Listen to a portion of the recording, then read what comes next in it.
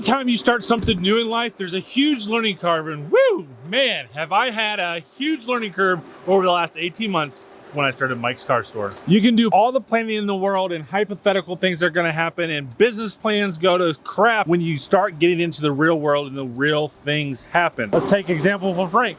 Mr. Chevy dude did not want a fly guy, but look what we have. We have Frank, who happens to be now our #2 salesman for the company. Grant is our #1 salesman. Hey. How do you feel making Frank #2 now? I feel just fine about it. Sleeping good at night? Yeah, that's right. All right. Sure am. So in this video, I figured I'd go over the top 5 things that I've learned over the past 18 months that were absolutely shocking to me in this business that I've been into now for 23 years. Let's start with #1, floor plans. Floor plans, floor plans, floor plans. Now my goal of this business was to start with hardly any money out of my pocket and build this up. It was a goal of mine. It was kind of like a game to me to do, and we've done it pretty good. But floor plan fees and costs was a huge shock. Take for example a $20,000 car. If we have a $20,000 car, it costs us $5.48 per day to keep done on a floor plan. So if we have it for 30 days, that means it costs us $165. Plus the fees, which is usually about another $100 or so. That's on a $20,000 car. So if we double that and have $40,000 cars, now you're talking $333, and for 60, $500. Perfect timing that you come in, purple hair. What have you learned on floor plans? They cost you a lot of money. I was also going to tell them what our biggest learn was right from the get-go. Right from the get-go on floor plans. And what car was that with? Well, it depends. The Corvette or the Tahoe? Well, I forgot about the Tahoe, but the Corvette is where we learned it on. Tahoe was an expensive one. I forgot about that. So we bought, our second car that we sold here for the company was a 2016 Z06. I was a Corvette salesman. I loved selling Corvettes. We had that car for 17 days, and it cost us $895 in floor plan interest and fees. So since Mrs. Chevy dude brought up the Tahoe, I forgot all about that one. That was an expensive lesson as well. The Tahoe, we borrowed $63,550 on it. We had that vehicle for 49 days, and it cost us $1,583.15. And now people wonder why we're trying to sell cars about the $20,000 range. We found out that that market is very volatile and it can cost us a lot of money if we have them on floor plans. I did a video on #2 and that was title work. Oh my God. Did I screw up title work so bad at the beginning? So much that we thought we shredded a tile, found out that we really didn't. I just didn't keep good records of where that title was. And so that was a big lesson, is write everything down. I typically do write everything down, and I'm typically a really good person for standard operating procedures, but I just didn't have it down at the beginning. Now, title work is not a problem unless it's a Kentucky title going to a Kentucky customer. I hate Kentucky titles. I hate Kentucky title work. Every county is different in Kentucky, and you have one county clerk that says, yep, this is acceptable. You send it to a next county clerk, then nope, sorry, we can't take this form. It has to be this form, but this form that I gave you works over in County A. It's absolutely insane. Here in Indiana, #1, the bank keeps the title until your loan's paid off. So the bank signs the lien, says, here you go, not a problem, have a great day. And I've never taken for granted the title work people that we have, that I've had in the past, but wow, that was something new for me to do all this title work, and I can't wait till we get bigger so I can hire a title clerk and I never have to do it again. #3 was something I learned right away, and that is the back end money that the dealership actually gets from vendors. And I guarantee you there's general managers in this business that don't know about the money that the dealerships get. It's absolutely insane. Let's take extended warranty for one. I can build in a dollar amount. It could be $25, it could be $50, it could be $100, it could be whatever dollar amount I want.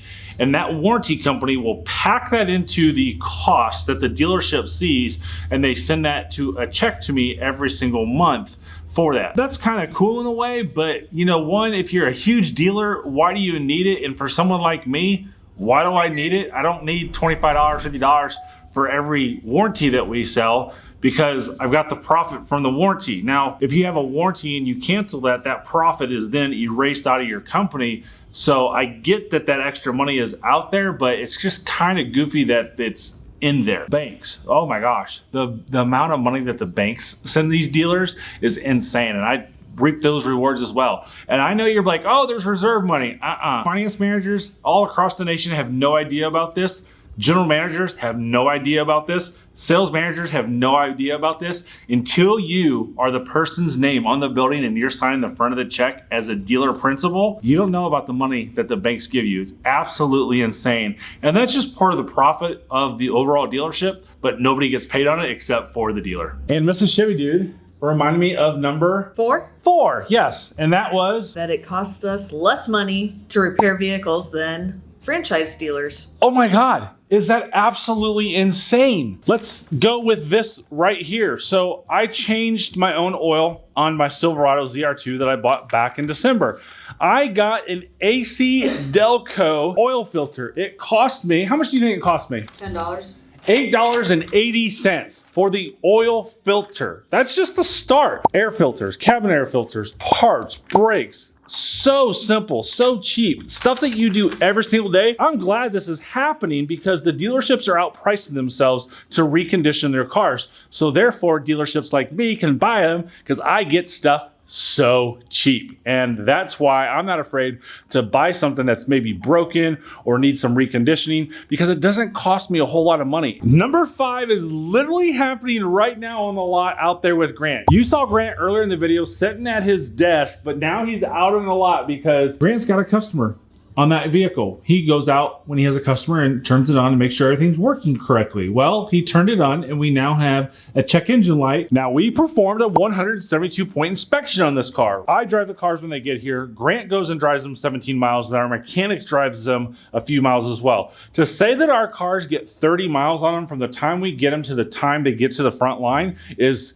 probably low. It's probably more like 50 to 60, but regardless, we'll say 30 miles for all intents purposes. We drive these cars 30 miles and have 3 sets of qualified eyes on them and things break afterwards. Absolutely mind-blowing. And then we have Mr. Bruce Conrad here that flew all the way down here from Baltimore, Maryland to buy our diesel crew cab Colorado long bed that Mrs. Chevy Dude bought that I would have never bought a long bed. But just like I say in the past, yes, like I say in the past, there's an ass for every seat out there, and we found that ass for that seat. Grant goes and picks him up in that truck, and Grant is almost to the airport. We're 23 miles away from the airport or so. It develops the transmission shudder that's so infamous in these trucks. It's all out there. We know about it. We look for this stuff. We have a Colorado diesel in stock right now. Grant, have you driven that truck a little bit? I have. How many miles do you think? 30 miles. 30 miles, just yourself. Yep. Just yourself. So no transmission shudder, right? So we'll just wait till the customer decides to buy it from out of state and we'll probably develop the transmission shudder. And that's where I always tell customers that we do our due diligence. We try our hardest to make sure that we sell good, reliable transportation that's not going to cause problems. But you know what? There's a stop sign that's 75 feet that way. I don't know what's going to happen to that car when you leave here and you drive to that stop sign. It could break down, it could break in 2 pieces. But you know what? Unfortunately, you own both pieces if that happens. But we're here to help, and we're gonna make it easy and make it simple. And number 6, working for me. What are you doing? Get off this camera. It's my channel now. No, I always overdo. You know, we titled this thing 5 things, and I always come up with number 6. But let me tell you right now, number 6, I'm the boss here. My name is on the shirt. And on the building, but I'm 51% owner. Mission failed. We'll get them next time. You work for me. Oh. Joking aside, number 6, we'll call it that since she brutally interrupted, is I love doing this. I'm having so much fun over the last 18 months, and I have said this a couple times to some people. I have no issues mentally. I'm extremely tough. I have the thickest skin in the world. You can't hurt my feelings. You can't say anything that gets me riled up. Am I more mentally happier now working for myself and running into the problems that I've ran into for 23 years and handling myself? Running this company and knowing that I'm going to take this to a multi-million-dollar company is just absolutely fun.